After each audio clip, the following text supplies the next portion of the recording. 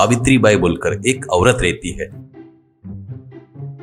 उसको शिवराम नाम का एक लड़का रहता है। शिवराम के जन्म के कुछ साल बाद उसका पति मर गया था। तब से सावित्री बाई घर के आगे डोसा बनाकर उसको बेचकर मिलने वाले पैसों से अपने बच्चे का पालन पोषण कर रही थी। सावित्री बाई को उसका लड़का पढ़ लिख कर अच्छी तरक्की करके उसको अच्छे से देखेगा करके सोचते हुए जी रही थी, पर उसके आशाओं पर पानी फिर गया था, क्योंकि शिवराम कोई भी काम नहीं करते हुए गांव में फालतू ही घूमते रहता था। शिवराम थोड़ा भोला भाला ही था। वो अपने जरूरत के लिए माँ से पैसे भी मांगता था। माँ को बच्चे को देखकर चिढ़ आई तो भी उसको पैसे देती थी। वो पैसे लेकर शिवराम गांव में आकर लोफर के जैसे घूमते रहता था।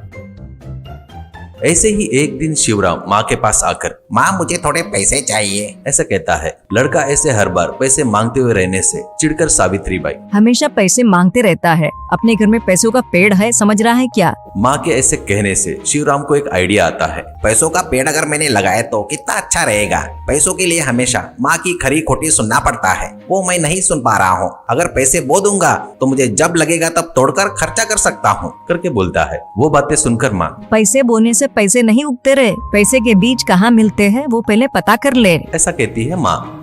वो बातें सुनकर भोला भाला शिवराम घर छोड़कर पैसे के पेड़ के लिए ढूंढने निकलता है।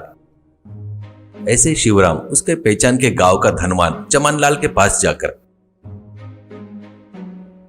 चमनलाल जी, आप इस गांव में सबसे धनवान हो ना?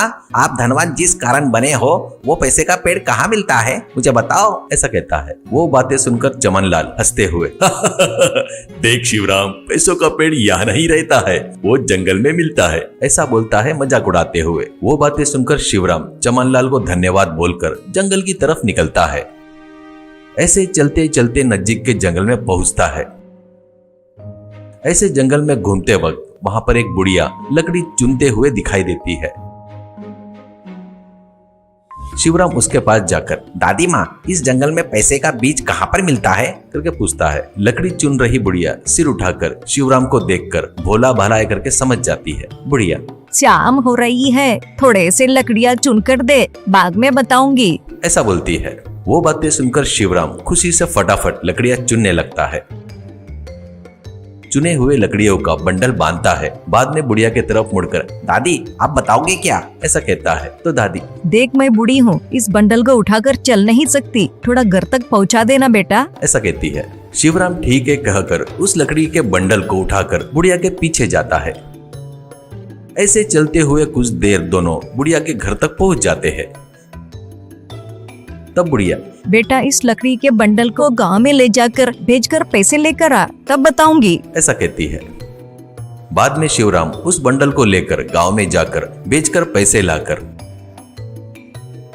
बुढ़िया को देता है। बुढ़िया बहुत खुश होती है। अब शिवराम, अब तो बता दो दादी, पैसों के पेड़ का बीज कहाँ मिलता है, ऐसा कहता है। तो बुढ़िया, समय आने पर बताऊंगी, तब तक धीरज रखो बेटा, ऐसा कहती है। वो शुरुआत शिवराम बुढ़िया के घर में रहते हुए बताए वैसे जंगल में जाकर लकड़ियां तोड़कर उनको गांव में लाकर बेचकर वो पैसे लाकर बुढ़िया को दे रहा था। ऐसे हफ्ते महीने बीत रहे थे, पर शिवराम हर दिन जंगल में जाकर लकड़ियां तोड़कर वो लाकर गांव में बेचकर पैसे लाकर बुढ़िया को दे रहा था। एक दिन बुढ़िया एक पैसों की पोटली लाकर शिवराम को देती है। वो देखकर शिवराम को बड़ा आश्चर्य होता है। वो पैसों की पोटली शिवराम के हाथों में रखते हुए, देखा क्या बेटा, मेहनत किए तो पैसे कमा सकते हैं, मेहनत ही पैसों का बीज है, अब तू जाकर मेहनत करके तेरी माँ की सेवा कर, उसको सुख दे बेटा, ऐसा कहती है। तब शिवराम को अपनी गलती समझ में आकर उनको नमस्कार करके घर की तरफ वापस निकलता है पैसों की पोटली के साथ। पैसों की पोटली के साथ आए हुए लड़के को देखकर सावित्री बाई बहुत खुश होती है। बाद में जो हुआ सब पता चलता है उसको। अब शिवराम बहुत मेहनत करके काम करके पैसे कमाते हुए अपनी माँ को खुश रखते हुए अच्छे से देख रहा था।